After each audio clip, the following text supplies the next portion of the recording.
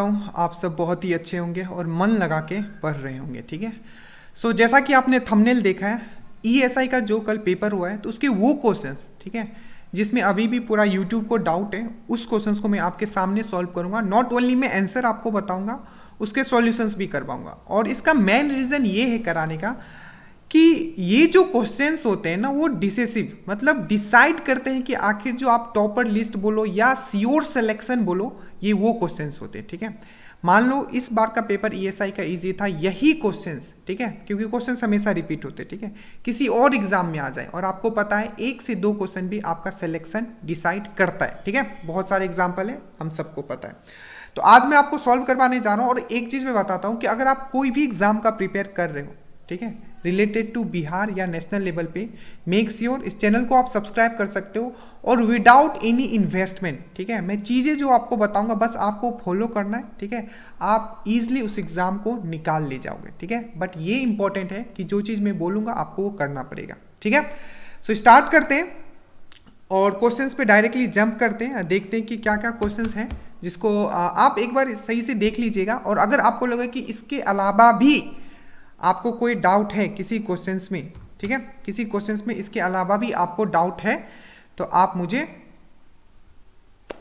WhatsApp या Telegram पे उस क्वेश्चंस को भेज सकते हो। ठीक है। तो देखो, तो पहला आपको ये दिख रहा होगा, देखो ये जो क्वेश्चंस है ना, थोड़ा टेक्निकल है और जो 11-12 अच्छे से पढ़े हैं वो भी कर लेंगे। देखो ये रेजोनेंट का बात करें, ठीक है, रेजोनेंट सर्किट का। सबसे पहले मैं बता देता हूं कि इसका आंसर क्या होगा। तो देखो इसका यहां ध्यान से समझना, यहां पूछ रहा है कि which of the following relation does not hold true at resonance. ठीक है, रेजोनेंस सर्किट के लिए। ठीक है, सीरीज एलसीआर सर्किट दिया, यहाँ एल होता है इंडक्टर, सी होता है यहाँ कैपेसिटर, आर होता है यहाँ रेजिस्टर। आपने शायद इतना डिटेल में आपने नहीं पढ़ा होगा, ठीक है, बट पढ़ लीजिए, ठीक है, क्योंकि ये बहुत इंपॉर्टेंट है ये चीज। ठीक है। तो ये होता है इंडक्टर, ये होता है कैपेसिटर, ये होता है रेजिस्टर। ठीक है। तो इसका जो सीरीज का जो होता है, रेजोनेंस का जो फॉर्मूला होता है, ये रियल फॉर्मूला जिससे प्रॉब्लम, देखो इस बार क्या था कि आपको सिर्फ फॉर्मूला पूछ लिया, अगली बार क्या करेगा, हो सकता है कि आपको ये उस पर क्या दे दे, आपको न्यूमेरिकल्स दे दे। ऐसे रेलवे का सब एग्जाम दे रहे हो, डेफिनेटली इस पे न्यूमेरिकल्स आपको पूछा जा सकता है। ठीक है।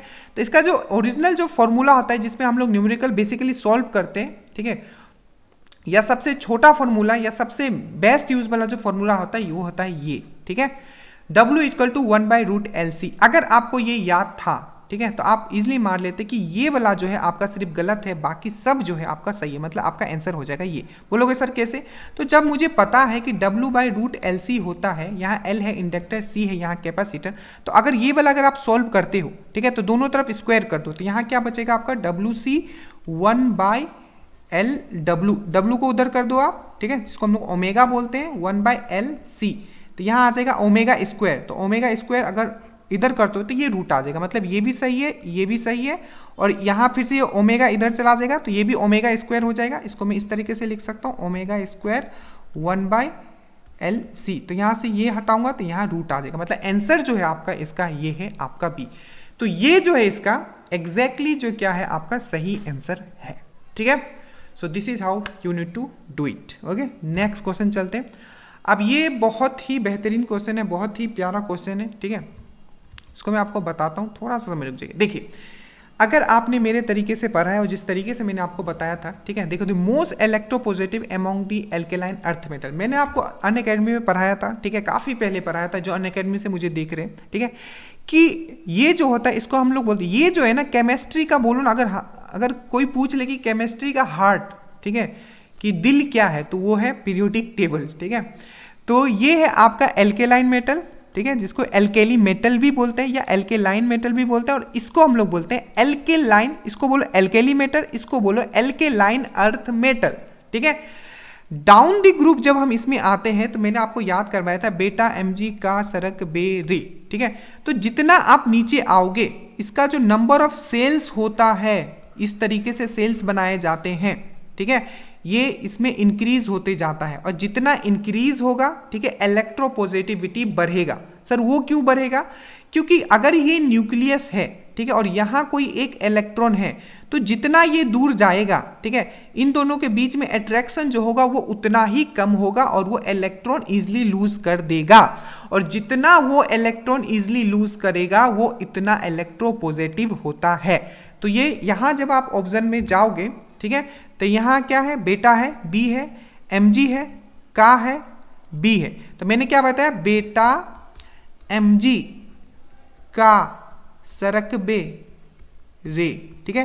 तो रेड, ये यहां देख लो एक बार और अच्छे से, ये देखो रेडियम सबसे लास्ट में है, उसके बाद बेरियम है, ठीक है। तो बेरियम इसका सही आंसर हो जाएगा, ठीक है। याद समझ में आया ना, पूरा मैं अच्छे तरीके से डिटेल में आपको समझा रहा हूं, ठीक है। तो इसका सही आंसर हो जाएगा बेरियम, क्योंकि ये सबसे नीचे है, सबसे ज्यादा इसके पास सेल्स होगा और ये सबसे ज्यादा इजिली इलेक्ट्रॉन डोनेट करेगा, तो इजिली ये इलेक्ट्रोपॉजिटिव बनेगा, ठीक है। तो ये था। अब ये क्वेश्चन मेरे दोस्तों, ठीक है, मेरे भाई और बहनों, इसको अच्छे से समझ लो, क्योंकि इस टाइप के क्वेश्चंस पता नहीं बार बार आ रहा है, ठीक है, और आगे भी आपको देखा जाएगा, चाहे बीपीएससी दे रहे हो, चाहे कोई भी आप एग्जाम देने वाले हो, ठीक है। देखो ये जो क्वेश्चन है, मान लो अगर मैं यहां से एक करंट देता हूं, आपको थोड़ा बेसिक में बता देता हूं, ठीक है। तो मान लो ये अगर ये आई करंट जा रहा है, ठीक है, तो मान लो यहां ये I1 जाएगा और ये I2 जाएगा, ठीक है।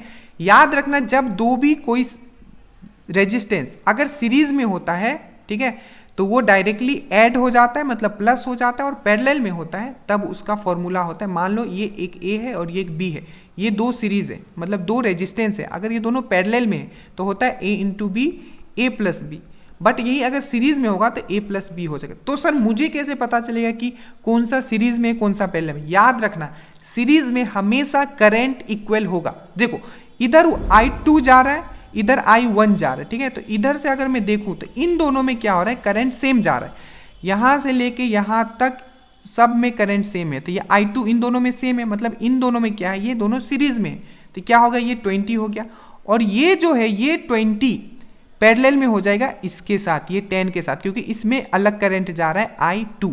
तो ये क्या हो जाएगा, एक जगह हो जाएगा आपका 20 और दूसरे जगह है आपका 10, मतलब इन दोनों जो है सीरीज में है, तो 10 10 20, और ये किसके साथ पैरेलल हो जाएगा। तो ये जो फाइनल आपका सर्किट कुछ इस तरीके से बन जाएगा, सीरीज वाला दोनों को प्लस कर दो 20, और ये जो नीचे आ जाएगा आपका 10।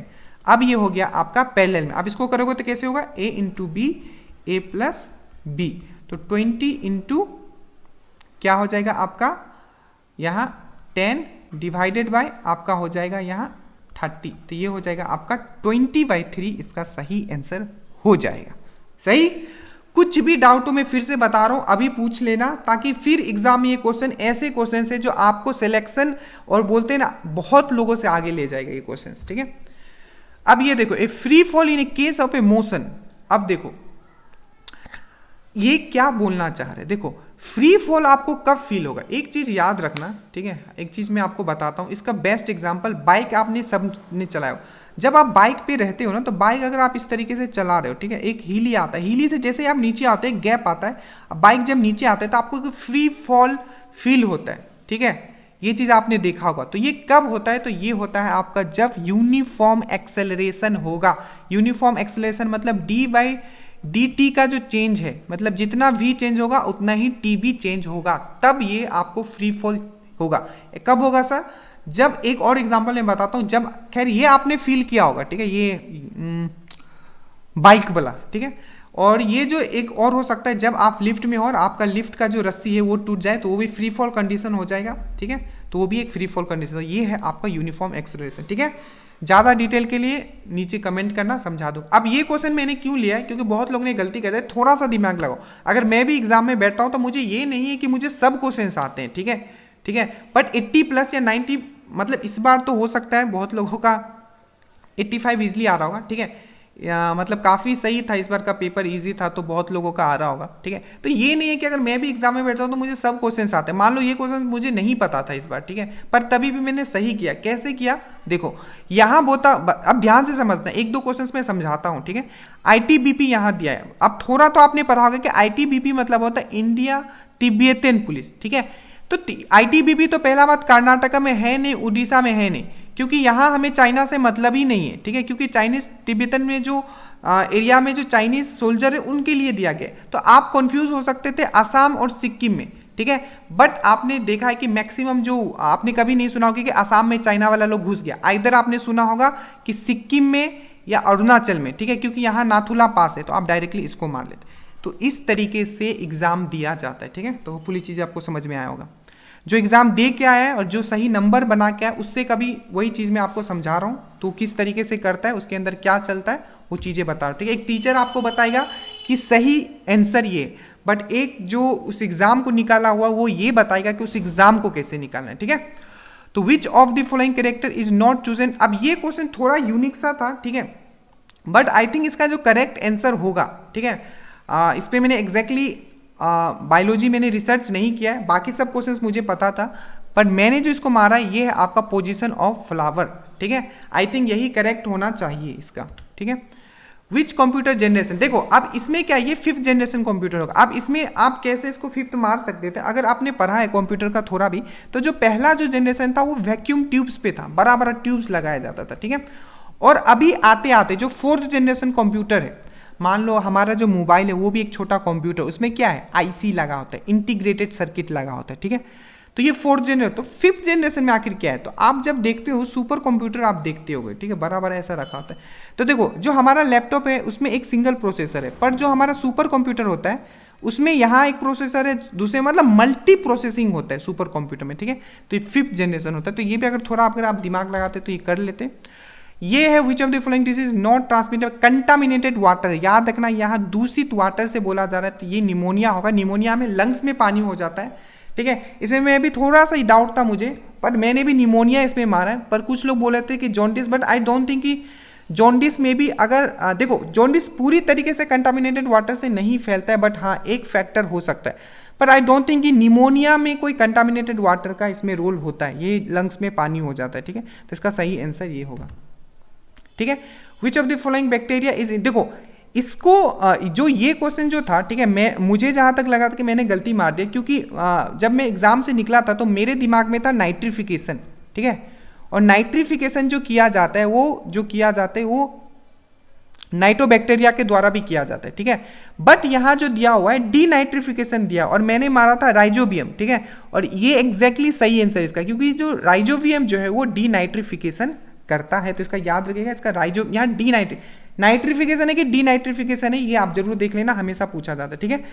सो thank you so much guys, ठीक है। जो भी डाउट होगा प्लीज बताइएगा। आपको काफी डाउट वाले जो क्वेश्चन थे मैंने सब करवा दिए, ठीक है। चैनल पे नए हो तो सब्सक्राइब कर दिया करो, ठीक है, इससे मोटिवेशन मिलता है, ठीक है। बाकी जो बेस्ट कंटेंट होगा पूरे यूट्यूब में वो आपको यहाँ प्रोवाइड किया जाएगा। शांति से देखना है, जो भी वीडियो डालता हूँ उसको बस आप फॉलो करो। Nobody can stop you to crack any exam. So thank you so much, जय हिंद।